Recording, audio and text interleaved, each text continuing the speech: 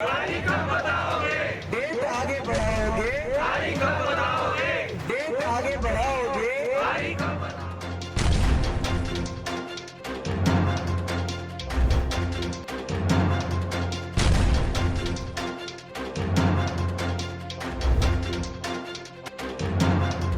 भर्ती मुख्य परीक्षा 2024 को स्थगित कराने की मांग को लेकर 4 दिन से यूनिवर्सिटी के गेट पर इस 46 डिग्री तापमान के बीच अभ्यर्थी लगातार धरना दे रहे हैं। लेकिन सबसे बड़ी बात, सरकार के कानों में जू तक नहीं रेंगती है। अब सरकार को स्टैंड ही नहीं ले पा रही कि इन बच्चों को आखिर करे क्या, स्थगित करना है या नहीं करना। इसको लेकर हमने थोड़ी सी चर्चा भी की, लेकिन अभी हम पहुंचे हैं धरना स्थल। थोड़ा सा जानने की कोशिश करूंगा आखिर कब तक ये धरना जारी रहेगा और कब तक इनकी मांगे रहेंगी। जी, क्या नाम है आपका? जी, मेरा नाम शशांक है, मैं जयपुर से हूँ। हमारी आपकी चैनल के माध्यम से यही मांग है कि इतनी भीषण गर्मी में आप देख ही रहे हैं 46 डिग्री टेम्परेचर पे यहाँ इतने सारे हमारे साथी धूप में बैठे हैं। तो आपके चैनल के माध्यम से हम सरकार से यही अपील करते हैं कि जल्दी से जल्दी इस पे कोई फैसला लिया जाए, क्योंकि हमारी मांगे बहुत बड़ी भी नहीं है और नाजायज भी नहीं है। जैसा कि आप सभी को पता है कि हमारे पास हमारी मांगों को लेके कम से कम 50 प्लस के आसपास विधायकों का भी समर्थन है, 2 डिप्टी सीएम्स का समर्थन है और सांसदों और कई सामाजिक संगठनों का भी हमको समर्थन है। और समर्थन किसी भी नेता का या सामाजिक संगठन का तभी प्राप्त होता है जब आपकी मांग जायज हो। तो हमारी कोई इतनी बड़ी डिमांड नहीं है कि हम कोई मतलब किसी अन्य मुद्दे जैसे आरक्षण हुआ या कोई भर्ती रद्द कराने को लेके यहाँ पे बैठे हुए हैं। हमारी सिर्फ इतनी सी डिमांड है कि पिछली 2023 की परीक्षा का पहले परिणाम आए, ताकि पदों का दोहराव नहीं हो। आप जैसा कि जानते हैं कि 2023 के अभी भर्ती प्रक्रिया इंटरव्यू चल ही रहे हैं, तो कम से कम 200 से 300 पद खराब होने की स्थिति में है, क्योंकि जो व्यक्ति पहले इंटरव्यू दे रहा है वही इस बार अगर मेंस में बैठता है तो मान के चलिए 200 से 300 सीटें हमारी खराब होने की निश्चित स्थिति होने वाली है। जिससे कई जो फ्रेशर कैंडिडेट्स हैं और जो कई ऐसे हमारे एक्स सर्विसमैन हैं जो या कई ऐसे कैंडिडेट्स हैं जो पहली बार एग्जाम देंगे मेंस में, उनके साथ ये अन्याय की स्थिति बन जाएगी।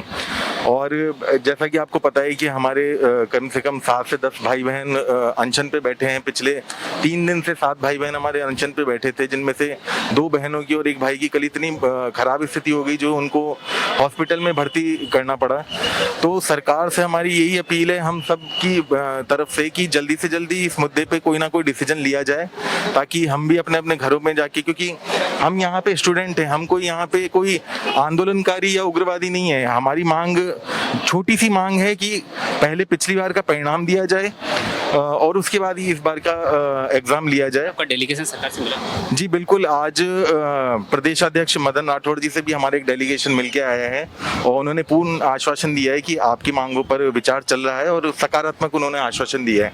बस हमारी यही मांग है कि जल्दी से जल्दी इस पे कोई ठोस कदम, कोई कार्रवाई, नोटिफिकेशन आए, ताकि हम लोग भी यहाँ से जाएं, क्योंकि आप देख रहे हैं इतनी भीषण गर्मी में लोग बीमार पड़ रहे हैं और बहुत कष्टकर है इस परिस्थिति में बैठना।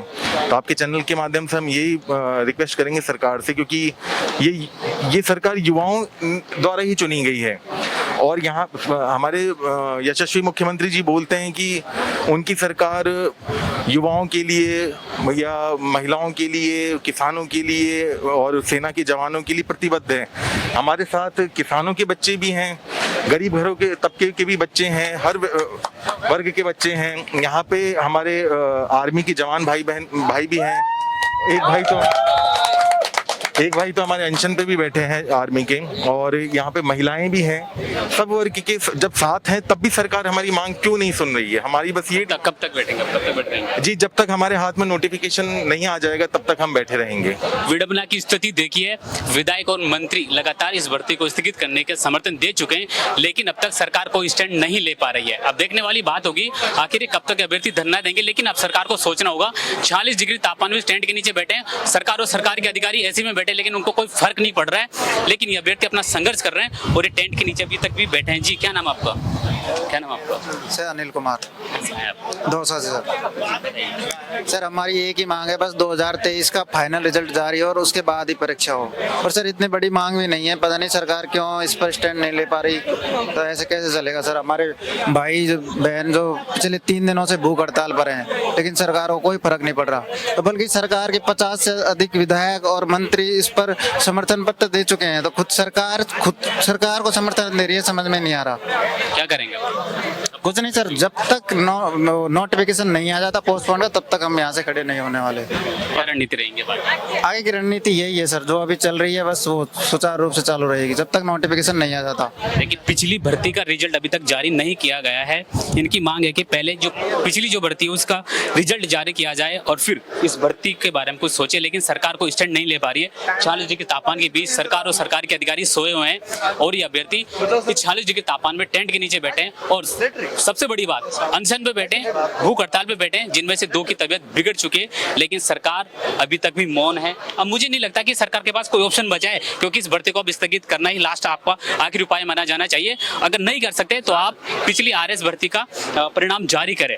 वाले हैं, उन छात्राओं की संख्या बढ़ती जा रही है। कल 7 थे, आज बढ़ के 10 से 12 हो चुके हैं और 3 की हालत खराब हो चुकी है। उनमें से एक दीपक भैया है, उनको यहाँ से लेके नॉर्मली गए थे, लेकिन नॉर्मली इन द सेंस कि उनकी काफ़ी टाइम हो गया था उनको भूख हड़ताल करते हुए, इसलिए उनको लेके गए थे। लेकिन अभी उनकी आप हालत देखोगे तो आईसीयू में है।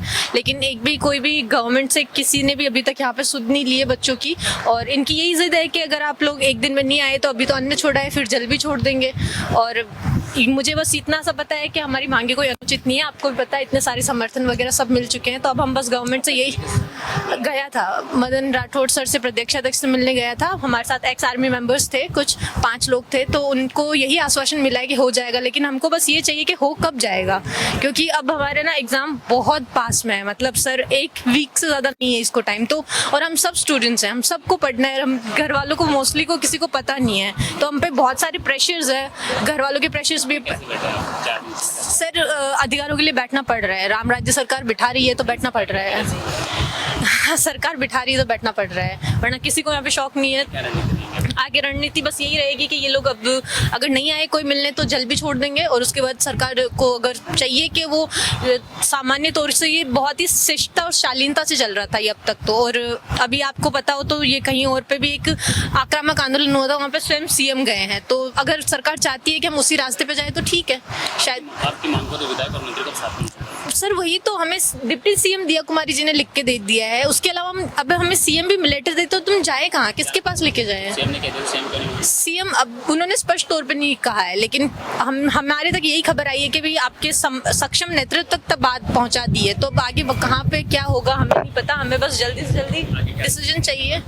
रणनीति तो सर ये बता ही रहे हम आपको कि ये धरना अनिश्चितकालीन है। इसका जो भी खामियाजा होगा वो सरकार को ही भुगतना पड़ेगा। हमारी रणनीति शुरू से अहिंसावादी और गांधीवादी रही है, वही रहेगी। देखिए अपनी मांगों को लेकर ये गांधीवादी तरीके से यहाँ पर इनका धरना जारी है, सरकार से मांग भी कर रहे हैं और सरकार अभी तक कोई स्टैंड नहीं ले पाई है। अब सरकार को सोचना होगा, इन बच्चों की तरफ देखना होगा। 40 डिग्री तापमान के बीच स्टैंड के नीचे बैठे हैं और अपनी जो मांग है इस भर्ती को स्थगित करवाने की मांग को लेकर यहाँ बैठा है। कैमरामैन ललिता चौधरी के साथ में राकेश लवानिया, गोल्डन हिंद, जयपुर।